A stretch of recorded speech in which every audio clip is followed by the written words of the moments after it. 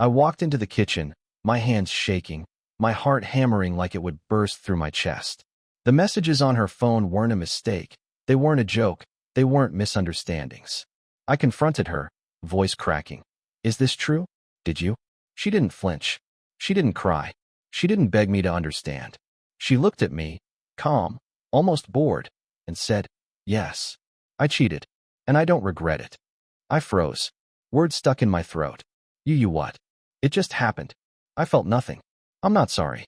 And honestly, I think you're overreacting, she said, like it was the most mundane thing in the world.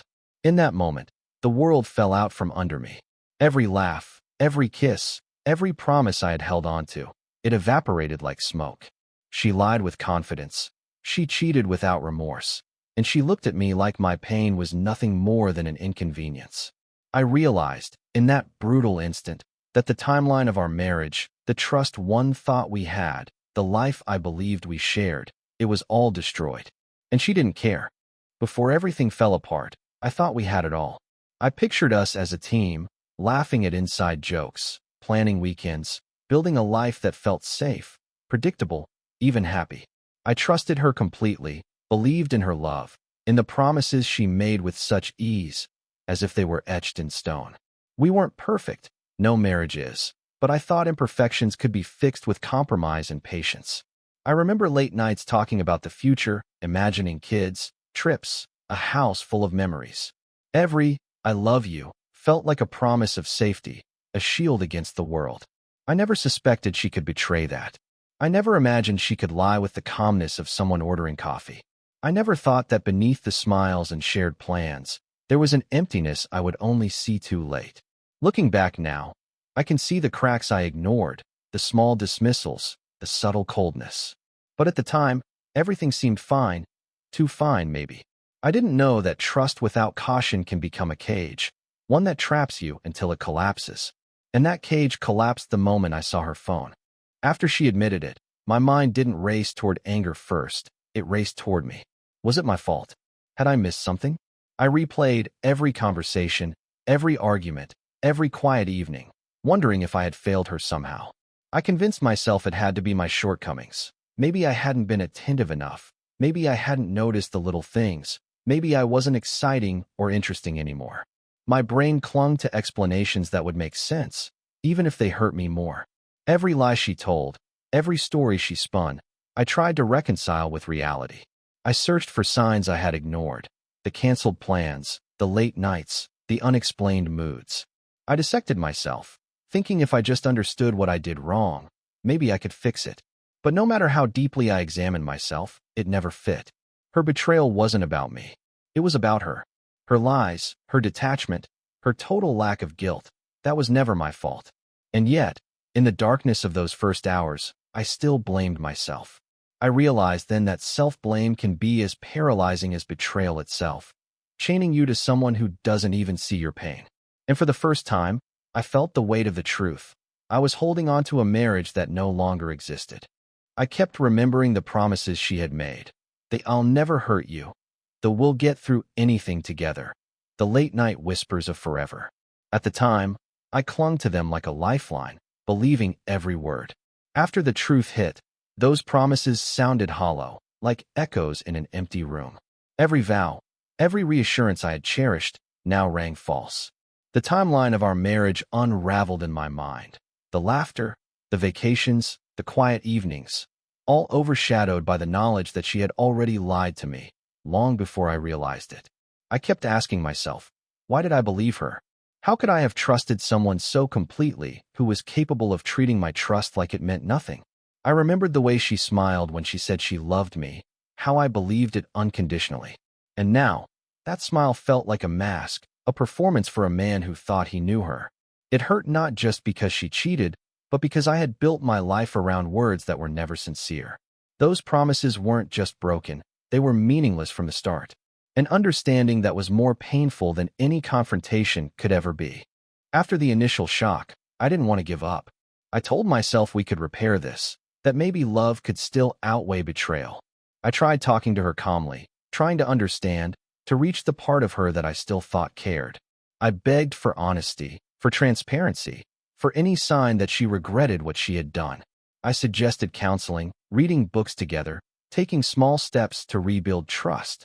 Every attempt felt like grasping at smoke. No matter what I said, no matter how carefully I approached her, she remained distant, untouchable. I remembered sitting across from her in our living room, laying out my feelings, my fears, my heartbreak. She nodded, smiled faintly, and then shifted the conversation back to her day, her plans, her convenience. I realized then that my desperation to fix things only made me more invisible to her. Every effort I made was met with emotional detachment. Every sincere word I spoke seemed to bounce off her without leaving a mark. I began to see a pattern. No matter how much I tried, no apology, no plan, no explanation could make her feel remorse she didn't have. And slowly, painfully, I started to understand that trying to save this marriage might be the very thing keeping me chained to a life that no longer existed. I suggested therapy. I thought maybe having a neutral space, someone to guide us, could help her see the impact of her actions. I imagined a counselor listening, validating my pain, helping her confront what she'd done. But it quickly became clear that therapy wasn't going to work the way I hoped. She went through the motions, nodding, repeating phrases that sounded caring but felt hollow. She deflected every difficult question, blamed stress, work, or my overreaction, and never once took full responsibility. Every session ended with me exhausted and emotionally drained, hoping for a breakthrough that never came. She talked about feelings as if they were optional, like empathy was a suggestion rather than a necessity.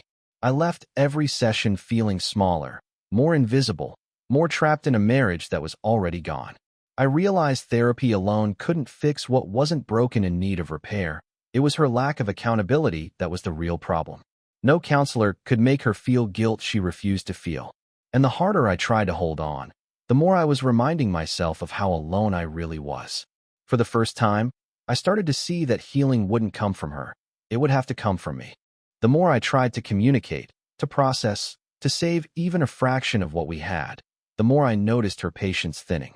Small questions I asked, the gentle attempts to understand, suddenly seemed to irritate her. A sigh here, an eye roll there, subtle, but sharp enough to cut. I began walking on eggshells, afraid that any attempt at honesty would trigger frustration. Asking about her whereabouts, her feelings, even the timeline of her lies, was met with exasperation. She would snap, "Why are you making this a big deal?" Or, "You're overthinking again." Her words weren't just dismissive. They were weaponized to make me doubt myself. It was the first time I recognized the full pattern. Her betrayal wasn't just the affair. It was the ongoing emotional manipulation, the gaslighting that made me question my reality. I was the one apologizing for being hurt. I was the one walking lightly around my own home. Every interaction left me smaller, more exhausted, more convinced that her remorse, the thing I was desperate for, would never come. And with each passing day, her irritation grew, while my own sense of self slowly eroded, leaving me trapped in a marriage that felt increasingly like a performance rather than a partnership. By this point, I was constantly on edge.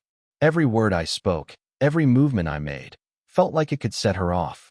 I monitored my tone, my expressions, even my thoughts, afraid that expressing anger, hurt, or disappointment would trigger another round of her dismissal or irritation. The house, once a place of comfort, became a minefield. I tiptoed around conversations, avoided questions that might provoke her, and hesitated to share my feelings. The emotional intimacy we had once cherished was replaced by tension and fear. I had become hyper-aware of every cue, trying desperately to avoid her growing annoyance. Even when I tried to laugh, to lighten the mood, or to reconnect, it backfired. She would brush it off, sigh, or redirect attention away from me. I realized that no matter how careful I was, no matter how much I tried to placate her, the fault would always land on me. It was exhausting. I was exhausted. And slowly, painfully, I began to see the pattern for what it was. Her disregard for my feelings was deliberate, and my attempts to maintain peace only strengthened her control over me. Walking on eggshells became my survival instinct. But survival felt hollow when the person I loved most had turned indifference into a weapon. It hit me one night as I sat on the couch, staring at the empty space where she had been scrolling through her phone, indifferent to my presence. I tried to start a conversation, to bridge the silence, but she didn't look up. She didn't respond. She didn't care. In that moment, the crushing weight of reality fell on me. I was completely alone. Not physically, not in the house, but emotionally, utterly, devastatingly alone. All the shared memories, the laughter, the promises, they might as well have been illusions. She had withdrawn from me long before I realized, leaving only the shadow of a partner who existed but didn't care. I understood that no amount of pleading, no late-night conversations, no therapy sessions could fill that void. Her betrayal wasn't just an event, it was a state of being. The woman I loved was gone, replaced by someone capable of living beside me while feeling nothing. And in that silence, I finally faced the truth. I had been fighting for a marriage that existed only in my head. She wasn't going to return. She wasn't going to feel remorse. She wasn't going to love me the way I had loved her. It was devastating, but it was also the first step toward clarity. Then it happened, the moment that finally cut through all my confusion and self-blame. I asked her, voice barely steady, "Do you even care that you destroyed us?" She looked at me, calm, almost amused, and said, "I did what I wanted. I felt nothing. And honestly, I don't owe you an apology." Her words hit harder than any betrayal I had imagined. It wasn't just the affair anymore. It was the indifference, the total lack of guilt, the certainty in her detachment. My chest tightened, my stomach lurched, and for a second, I thought I might collapse right there on the floor. Every hope I had clung to, that she would feel remorse, that she would acknowledge the damage, that we could somehow rebuild, evaporated in that single, devastating sentence. In that instant, clarity arrived like a punch I couldn't dodge. This marriage was over. She had already moved on emotionally, and nothing I did could bring her back. The painful truth hit me. Her love had been replaced by entitlement, her empathy by indifference, and my hope by illusion. I realized then that begging for care, searching for guilt, was only chaining myself to a marriage that no longer existed. After she spoke those words, I felt something inside me shatter. The numbness, the disbelief, the desperate hope, all of it gave way to a raw, unfiltered collapse. I sat alone in the living room, the weight of reality pressing down like a physical force. My chest ached, my eyes burned, and for the first time, I couldn't hold back the flood of emotions I'd been suppressing for months. I cried in silence, because there was no one to witness it, no one to acknowledge the devastation I felt. Every memory, every shared plan, every promise I had trusted now seemed like a cruel joke played on me. I had been living in a bubble, convincing myself that love could conquer betrayal, that truth could heal what was broken, and suddenly, it all crumbled. It wasn't just grief. It was the realization that I had been abandoned emotionally long before the affair came to light. She had left me in pieces while standing right beside me, untouched by guilt, untouched by empathy. That night, I understood something painful and clear. Cheating hurts, but cheating without guilt is a form of emotional death. And in that death, I had two choices: to keep begging for care that would never come, or to rise from the wreckage and reclaim my life. After nights of crying, pacing, and replaying every cruel word, I reached a turning point. I realized that no amount of pleading, no late-night explanations, no desperate attempts to make her care could bring her to remorse. I had been chasing someone who didn't want to be caught. For the first time, I chose myself over the illusion of us. I decided to stop chasing, to stop asking for apologies, explanations, or any acknowledgement that would never come. It wasn't anger, exactly, that fueled me. It was clarity. I understood that my self-respect could not coexist with her indifference. I began to detach emotionally, not with cruelty, but with quiet resolve. I stopped trying to fix her, to read her mind, to anticipate her moods. Each day I reclaimed a piece of myself that her betrayal had taken. The weight of walking on eggshells began to lift, replaced by a tentative sense of freedom. It was terrifying to let go of hope, to admit that the marriage I had fought for was gone. But in that decision, I discovered something I hadn't felt in months: control over my own life, my own emotions, and my own healing. For the first time, I realized, stopping the chase isn't giving up. It's choosing yourself over someone incapable of care. Once I made the decision to stop chasing, a strange calm settled over me. I began creating distance, not as punishment, But as protection, conversations became shorter, interactions more neutral. I stopped volunteering my emotions, my hopes, my pain. Where I once over-explained, now I stayed silent. Where I once reached out, now I held back. Detachment wasn't easy. Every instinct told me to fight, to fix, to plead for recognition. But each day I practiced restraint, I noticed a subtle shift. The constant tension in my chest eased, the feeling of walking on eggshells loosened, and I could breathe again. My identity, swallowed for so long by her betrayal, slowly resurfaced. I watched her from a distance, noticing the cold certainty in her demeanor. And with clarity, I realized her lack of guilt was never about me. It was about her, and it had nothing to do with my worth. She would remain emotionally distant no matter what I did. So I chose to step back, not as a reaction, but as a conscious act of self-respect. For the first time in months, I felt free. Free from the weight of her indifference. Free from the expectation of remorse that would never come. Free to rebuild my life around myself rather than around a marriage that existed only in my hope. Looking back, the most painful part wasn't the affair itself. It was the absence of guilt, the emptiness where empathy should have been. Every lie, every cold response, every dismissal of my pain left scars, but they also taught me a lesson I needed more than I realized. Self-respect is non-negotiable. I learned that when someone cheats and feels no remorse, no amount of begging, pleading, or explaining will change them. Love without empathy is emotional abandonment. Trying to fix someone who doesn't care is a slow erasure of your own worth. The lesson I carry now is simple. Protect your heart. Don't wait for apologies that will never come. Don't hope for guilt from someone incapable of it. Healing begins the moment you stop chasing someone who has already left you emotionally.